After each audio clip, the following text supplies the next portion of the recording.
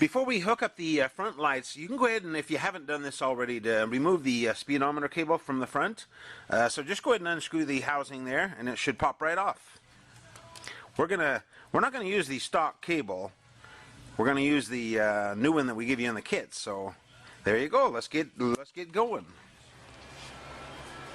Next, we're going to remove the horn and the cable tie here. Now, I've broken this off already, but there's a wire guide here that guides the cables down through the fender. Go ahead and just bend that, and then until it breaks off. It should break off flush right there. And then what we'll do is we'll go ahead and remove these two screws, and then go ahead and discard this too. This is that cable. We're not going to need this either, so go ahead and take that off, and then go ahead and remove that horn, and we'll continue on. Okay, next we're going to have to reroute this brake hose. It's going to have to go on the outside of the forks here, so what we have to do, we have to just take the lever off, and we'll shove that through a different direction, so I'll show you how to do that.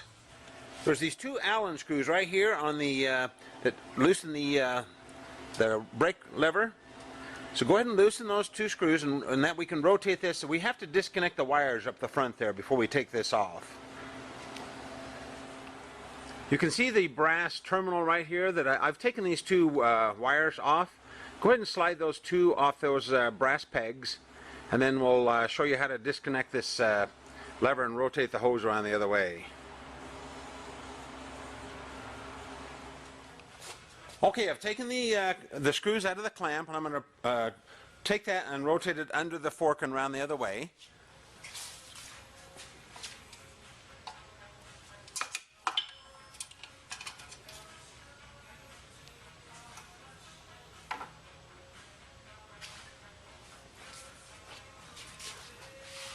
Okay, now the brake hose is on the outside of the fork tube. Go ahead and reconnect the brake lever, and then make sure you don't over tighten the screws, and then plug those two wires back in. Okay, when you plug the wires back on, the connectors can go on either one of the brass prongs. It doesn't matter. And then when you slide them on, make sure that they're making metal-to-metal contact and not just rubber on one side and metal on the other. So when I slide them on, I usually pull them off just a little bit and make sure they're pretty snug on there. And then I'll show you how to tighten those screws on the lever and adjust that.